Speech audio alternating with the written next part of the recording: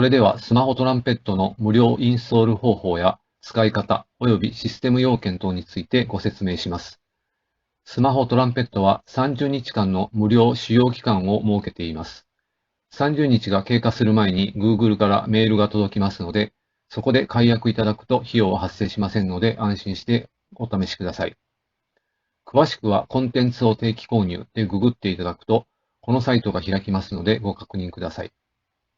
さて、無料使用期間中に Google プレイにおいてスマホトランペットのアプリをインストールし、アプリを起動してください。起動時に録音許可のメッセージが表示された場合は、許可をタップしてください。ちなみに、録音許可とは、マイクへの音声入力を許可するためだけのものです。なお、次回からは、スマホ上に生成されたトランペットアイコンをタップするだけで、ボイボイ表示の後に、画面右上にプレイボタンが表示されるようになります。プレイボタンをタップすると、メイン画面が表示された後、スマホマイクに向かって高い裏声でハミングしてください。そうするとトランペット音が出ます。もし音が出ない場合は、ハテナマークを押すとトリセツが表示されますので、下の方の FAQ 困った時にご覧くださいという章をご確認ください。また、お客様のスマホ性能がボイボーが必要とする性能に達していれば、画面右上のエラーの値が常に0となります。一方、スマホ性能が低い場合は、エラーの値が0より大きい値となります。この場合は、エラーの値がインクリメントされるたびにノイズが発生するので、ご使用ができません。ちなみに、エラーが発生すると、次第にレイテンシーが劣化し、発音遅延が増加してきます。この遅延を解消するためには、一旦ストップボタンを押し、再度プレイボタンを押し直してください。なお、エラーの値が常に0を維持しているスマホは、この処置は不要です。次に画面に表示されたアイコンやスライダーなどについてご説明します。なお、スライダーの状態を変更しても簡単に初期状態に戻せますので、安心して触ってください。ボイボー TP はアプリの名称です。ハテナマークはトリセツを表示するボタンです。押すと、これからご説明する内容や困った時の対処方法が記載されます。プレイボタンを押せばプレイ画面に戻せます。歯車マークは設定モードに切り替えるボタンです。押すと、マイクやスピーカーの設定ボタンなどが表示されます。設定の仕方は、ハテナマークを押せば、表示されます。プレイストップ。ここのボタンはトグルボタンとなっておりまして、演奏開始または消音の切り替えボタンです。プレイが点滅しているときに押すと演奏が可能となり、ストップを押すと強制消音され演奏を停止します。このボタンの右上に現在の状態が表示されます。今は Now Silent という表示ですので、強制消音されているという状態です。赤字で表示された CPU は、プレイボタンを押したときに、ボイボーアプリが使用する CPU パワー率を表示します。平均値が60%台になると、ボイボーの処理量がスマホ性能を上回ってしまい、ノイズが発生します。ノイズが発生する都度、その下のエラーの値が1インクリメントされます。このような状態になった場合は、使用を中止するか、後でご説明します特定処理の削減によって CPU 負荷を軽くすることで対処できる可能性があります。アパチャーは音色を華やかにするものです。スライダーを右に移動させると華やかさが増します。この機能は呼気流圧力やマウスピースでの空気抵抗に関するモデリングによって実現しております。ブレスは呼気流ノイズ量を変化させますが、長官上わかりにくいかもしれません。フラッターはフラッターの効き具合を調整します。アタックは音の立ち上がりを急峻にします。リバーブは残響の効き具合を調整します。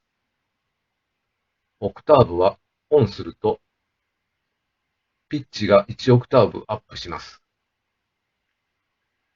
ピストンはピストンモードを変更するボタンです。デフォルトであるオフ状態はオートマモード、すなわちピストンを操作しなくても良いモードです。オンするとマニュアルモードに変更されます。マニュアルモードはピストン操作が必要な分、演奏が難しいですけれども、トランペットらしいニュアンスが出せます。なお、ピストン操作方法を取説内の運指表に記載しておりますので、ハテナボタンを押していただき、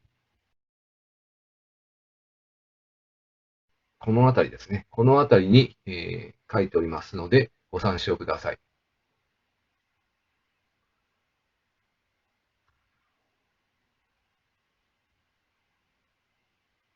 次に、ピストンボタンとピストンの間にチューニング表示を設けました。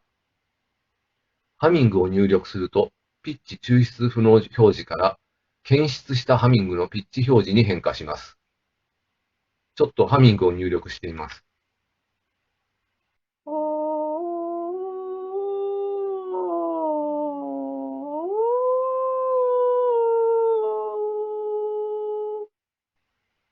このように、左端にドレミの音階、中央に C から B の音名、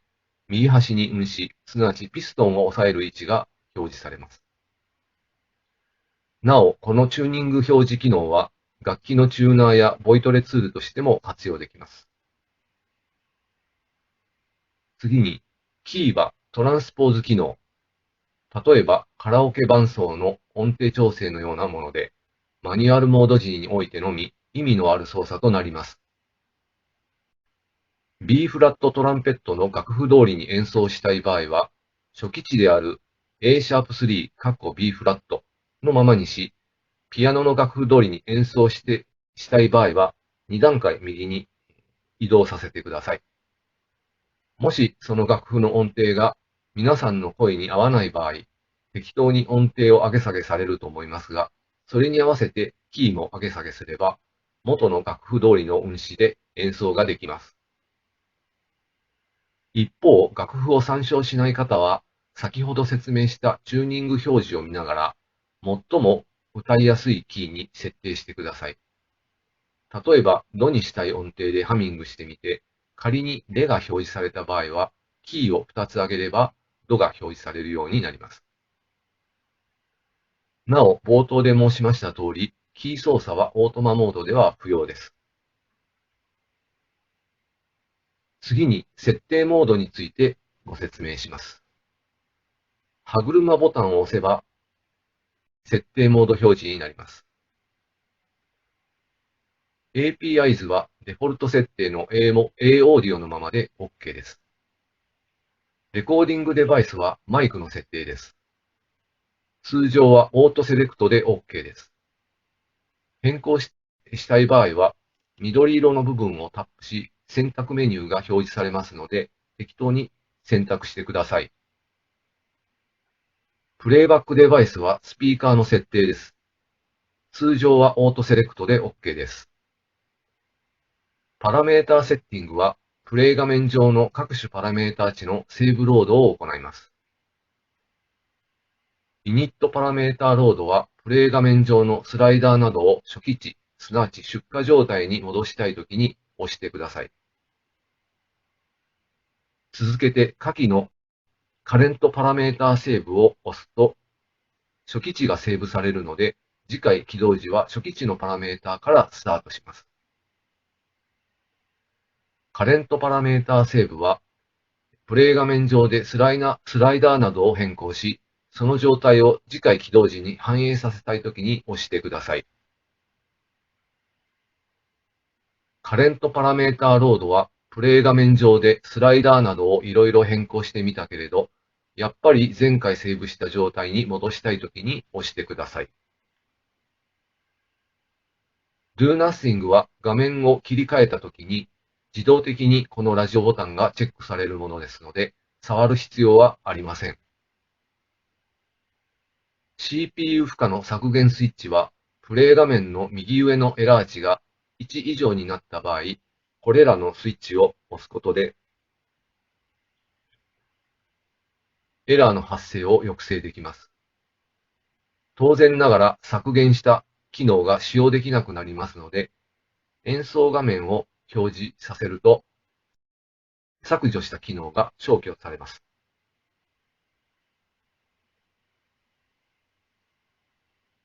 インプットゲインは音声入力のゲイン調整です。ライブ演奏時など他の楽器音などが混入する場合は、ゲインを下げて、その分大きな声でハミングしてください。